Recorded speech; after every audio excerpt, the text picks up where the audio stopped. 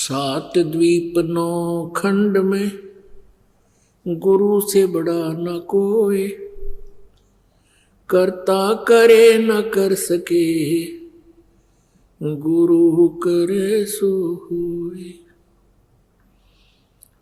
गुरु बड़े गोविंद से मन में देख विचार, हरि सुमरे वो रह गए, गुरु सुमरे हो पार।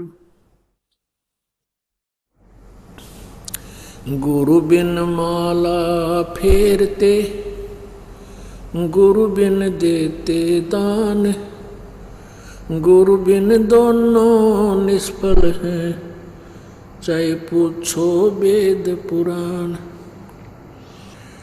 गर्भ योगेश्वर गुरु बिना, करता हर की सेव, कहे कबीर बैकुंठ से, वो फेर दिए सुख देव। राजा जनक गुरु किए, फिर कीनी हर की सेव, कहे कबीर बैकुंठ में, चले गए सुखदेव। जय इब के सतगुरु मिले, जय इब के सतगुरु मिले, सब दुख आँखों रो, चरणों ऊपर शीस धरूं, कहूँ जो कहनी हो। कबीर साईं मिलेंगे, पूछेंगे कुशलात, आदि अंत की सब कहूँ, अपने दिल की बात। गुरु जी तुम ना भूलियो, चाहे लाख लोग मिल जाएं, हमसे तुमको बहुत है, तुमसे हमको नहीं। तुम्हारे विसारे क्या बने, मैं किसकी शरण में जाऊं। शिव ब्रंच मुनि नारदा, तिनके हृदय न समाऊं। अवगुण किए तो बहुत किए, करत न मानी और, बावे बंदा बख्श दियो, बावे गर्दन उतार। अवगुण मेरे बाप जी, बख्शो गरीब नवाज, जो मैं पूत कपूत हूँ, बहुर पिता को लाज। मैं अपराधी जन्म का, नक्सिक बरे विकार, तुम दाता दुख भंजना, मेरी करो संभार। सूरत करो मम साइया, हम हैं भव जल माही, आप ही बह जावांगे जो, तुम न पकड़ोगे बांह। हे बंदी छोड़ दयाल जी, तुम तक हमारी दौड़े, जैसे कागज जहाज का, अब सोजत और न ठोरे। परम पिता परमात्मा पूर्ण ब्रह्म सर्वसृष्टि रचनहार कबीर देव कबीर साहब, परम अक्षर ब्रह्म, ये वही परमात्मा है जो बनारस के अंदर सन 1398 ईस्वी में प्रगट हुए, सतलोक से चलकर आए और एक शिशु रूप धारण करके काशी शहर के लहर तारा नामक तालाब के अंदर विकसित कमल के फूल के ऊपर वो परमात्मा विराजमान हुए। लीला करते हुए जो बड़े हुए, जुलाहे के नाम से प्रसिद्ध हुए, क्योंकि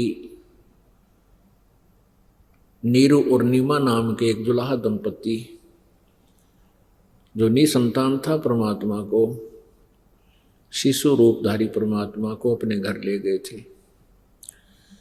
लीला में शरीर से जब परमात्मा बड़े हुए जुलाहे का कार्य करते थे, जिस कारण से वो कबीर जुलाहा नाम से प्रसिद्ध हुए। साथ में सुप्रसिद्ध कवियों में से भी एक सुप्रसिद्ध कवि भी वो प्रसिद्ध हुए, लेकिन वो परमात्मा थे। अपनी महिमा आप ही बताने के लिए इस काल के लोक में आए थे। इस ब्रह्म ने, इसे ब्रह्म कहो, ज्योति निरंजन काल कहो, इसको क्षर पुरुष कहो, क्षर ब्रह्म कहो, ये 21 ब्रह्मांड का स्वामी है। ये हम सभी को यहाँ मिसगाइड करके रखे हुए है। इसने हमें अपने पिता का ज्ञान नहीं होने दिया।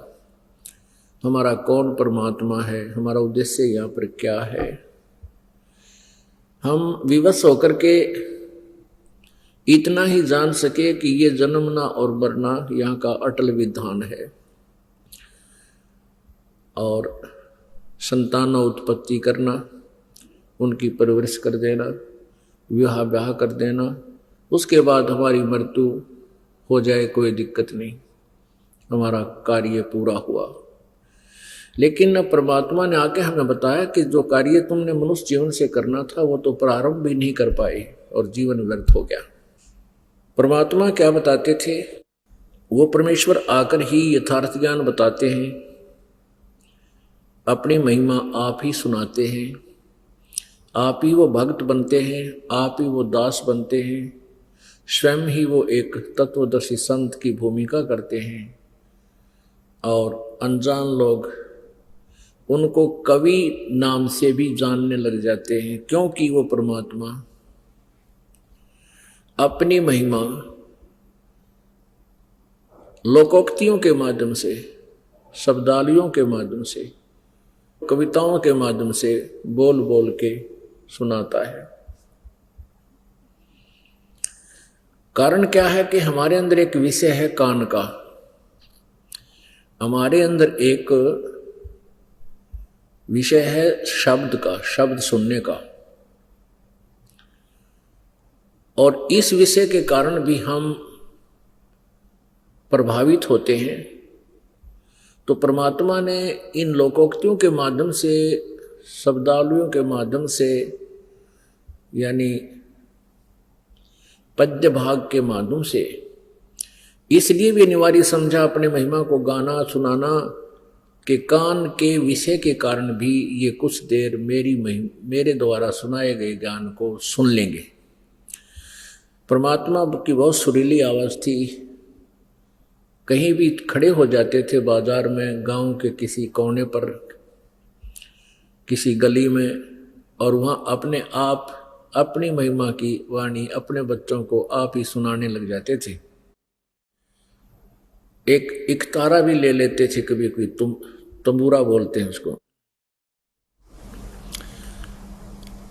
तो उसको परमात्मा जब कहीं आवाज़ लगा रहे होते थे, मीठी मीठी आवाज़ में, पुण्यात्माएं परमात्मा की सुरीली आवाज़ को सुनकर गाने सुनने के उद्देश्य से वहां आकर इकट्ठे हो जाते थे।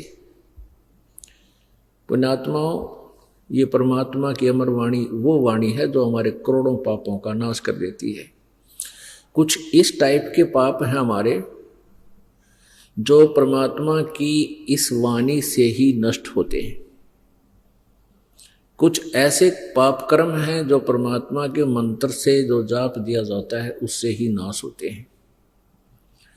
परमात्मा की वाणी के सुनने मात्र से भी बहुत से पाप समाप्त होते हैं। और जैसे किसी व्यक्ति को ज़्यादा बुखार हो या कोई ज़्यादा, तो उसको पहले ट्रीटमेंट से, थोड़ा बहुत जो ट्रीटमेंट दिया जाता है उससे कुछ राहत मिलनी शुरू हो जाती है।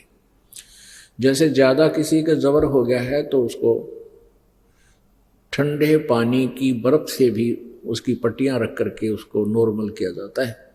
तो समझ लिए कि परमात्मा की जो अमर वाणी है ये हमारे उस बुखार के लिए पट्टी हैं, बर्फ की ठंडे पट्टियां हैं जो काफ़ी राहत प्रदान कर देती हैं।